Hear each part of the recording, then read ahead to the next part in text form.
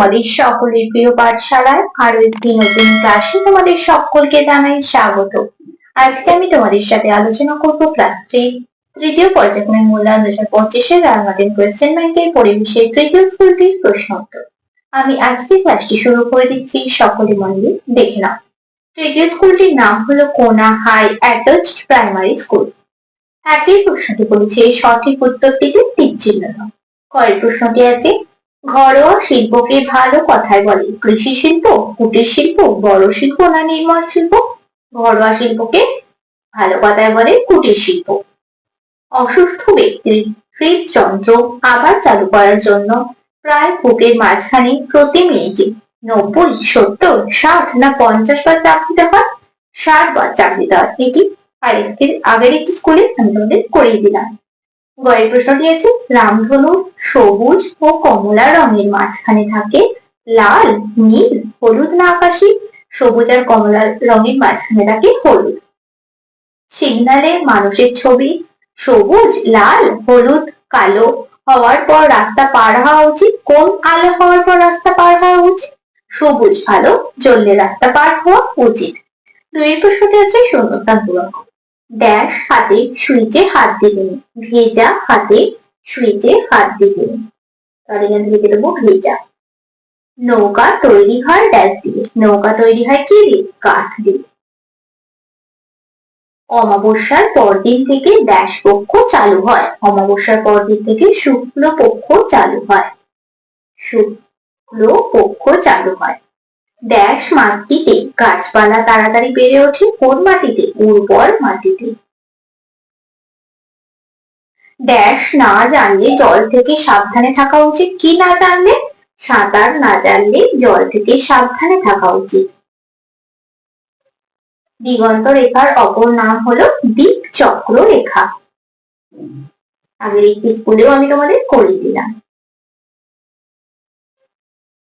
শরীর খারাপ হলে ড্যাশ উদ্যমে ঘাটতি হয়, কাজের উদ্যমে ঘাটতি হয় শরীর খারাপ হলে।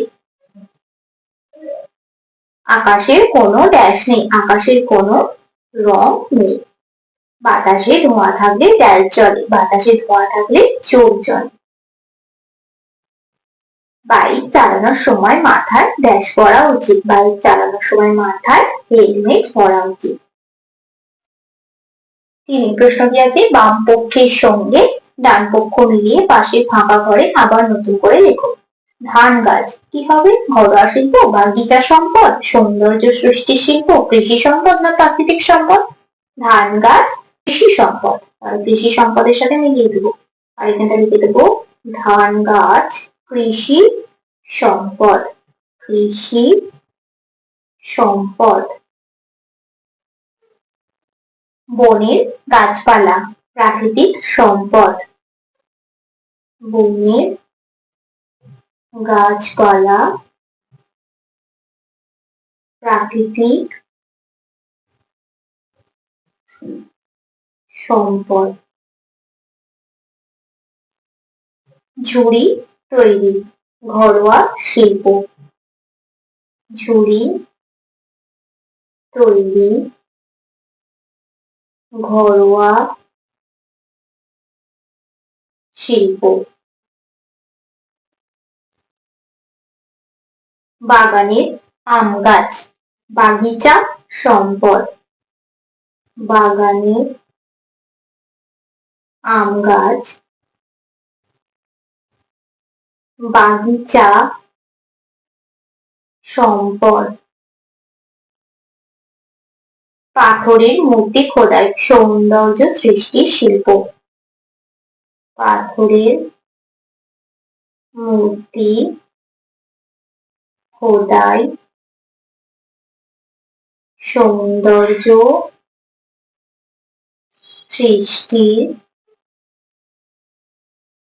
শিল্প। চারের প্রশ্নটি আছে নিচের প্রশ্নগুলির পূর্ণ বাক্যে উত্তর দাও। করের প্রশ্নটি আছে টেস্টার কি কাজে লাগে? ল্যাম্প কাজ না করলে টেস্টার দিয়ে দেখতে হয়, লাইনে বিদ্যুৎ আছে কিনা জানতে টেস্টার ব্যবহার করতে হয়। ক্ষয়ের প্রশ্নটি আছে রাতের আকাশ কালো দেখায় কেন? এভাবে লিখবে রাতের আকাশ কালো দেখায় কারণ কারণ রাতে আকাশে সূর্য থাকে না, ফলে আলো থাকে না, তাই রাতের আকাশ কালো দেখায়। সজল ধারার ট্যাপ কলের জল কোথা থেকে আসে? এখান থেকে লিখবে সজল ধারার ট্যাপ কলের জল, লেখার পর লিখবে কোথা থেকে আসে, লিখবে নদী, হ্রদ বা জলাশয় থেকে আসে। সজল ধারা ট্যাপ কলের জল নদী, হ্রদ বা জলাশয় থেকে আসে, এভাবে লিখবে। শহরে পায়ে হেঁটে যাওয়ার রাস্তাকে কি বলে? পূর্ণ বাক্যে লিখবে শহরে পায়ে হেঁটে যাওয়ার রাস্তাকে ফুটপাত বলে। আমি শুধুমাত্র উত্তরটা লিখে দিচ্ছি, ফুটপাত বলে। সূর্য থেকে আমরা প্রধানত কি কি পাই? সূর্য থেকে আমরা প্রধানত আলো ও তাপ পাই। পরবর্তী পৃষ্ঠায় কি কি প্রশ্ন দেওয়া আছে দেখে নেওয়া যাক। তারপরে জয়ের প্রশ্নটি বলেছে নির্মাণ শিল্প কি? নির্মাণ শিল্প হলো বাড়ি তৈরি, ব্রিজ তৈরি,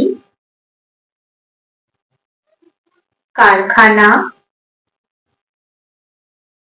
প্রভৃতি শিল্পকে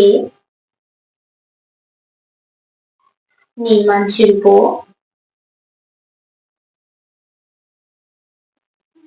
বলে। বাড়ি তৈরি, ব্রিজ তৈরি, কারখানা প্রভৃতি শিল্পকে নির্মাণ শিল্প বলে। শীতকালে পুকুরের উপর যে ধোঁয়া দেখা যায় সেটি আসলে কি? শীতকালে পুকুরের উপর যে ধোঁয়া দেখা যায় সেটি আসলে কুয়াশা। কুয়াশা। পাঁচের প্রশ্নটি আছে টিকা লেখো। কয়েকটা আছে বেনিয়া সহকলা আর কয়েকটা আছে জেব্রা ক্রসিং। পাঁচের কয়েকটা বেনিয়া সহকলা: বেগুনি, নীল, আকাশি, সবুজ, হলুদ, কমলা ও লাল। এই 7টি রঙের নামের প্রথম বর্ণগুলি পরপর লিখে আমরা বেনিয়া সহকলা নামটি পাই। এই নামটি থেকে আমরা সহজেই 7টি রঙের নাম মনে রাখতে পারি। তারপরে ঘরের টিকাটা ছিল জেব্রা ক্রসিং। শহরের রাস্তার মোড়ে সাদা কালো ডোরা কাটা দাগ দেওয়া থাকে, একে জেব্রা ক্রসিং বলে। এই জায়গা দিয়ে রাস্তা পারাপার করা উচিত। রাস্তা পার হওয়ার সময় প্রথমে ডান দিক দেখে নিতে হয় কোনো গাড়ি আসছে কিনা, তারপর বাঁ দিক দেখে রাস্তা পার হওয়া উচিত। 6 প্রশ্নটি আছে নিচের প্রশ্নগুলি সংক্ষিপ্ত উত্তর দাও। 6 কয়ের প্রশ্নটি বলেছে ছায়াপথ কি? এটা তোমাদের 6 কয়ের প্রশ্ন।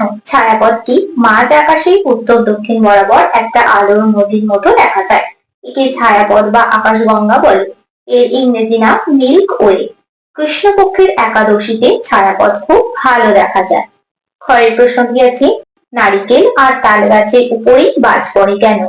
বাজ এক ধরনের বিদ্যুৎ, আর বিদ্যুতের সঙ্গে মাটির সম্পর্ক বেশি। বিদ্যুৎ সাধারণত কোনো মাধ্যম পেলেই মাটিতে চলে যেতে চায়। নারকেল ও তাল গাছ অনেক উঁচু গাছ, এই গাছের মাথাগুলো মাটি থেকে অনেকটা উঁচুতে হয়, এর ফলে অন্যান্য গাছের তুলনায় এই গাছগুলি মেঘের একটু কাছে থাকে। এই কাছাকাছি থাকে বলেই তাল গাছ ও নারকেল গাছের মাথায় বাজ পড়ে। গয়ের প্রশ্নটি বলেছি ভালো অভিনয় করার জন্য কি কি অভ্যাস করা উচিত? ভালো অভিনয় করার জন্য ভালোভাবে পড়াশোনা শিখতে হবে যাতে সংলাপ স্পষ্ট বলা যায়। 2 সংলাপ মুখস্থ রাখার অভ্যাস করতে হবে। 3 অভিনয়ের ভঙ্গি অনুশীলন শিখতে হবে। ঘরের প্রশ্নটি আছে শহরের রাস্তা পারাপারের যে কোনো দুটি নিয়ম লেখো। শহরের রাস্তা পারাপারের দুটি নিয়ম হলো: 1 শহরের রাস্তার মোড়ে সাদা কালো ডোরা দাগ থাকে, একে জেব্রা ক্রসিং বলে। এই জায়গা দিয়ে রাস্তা পারাপার করা উচিত। 2 সিগন্যালে সবুজ আলো জ্বললে রাস্তা পার হতে হবে। ওয়ার প্রশ্নটি বলেছে স্বাস্থ্য ভালো রাখার উপায়গুলি কি কি।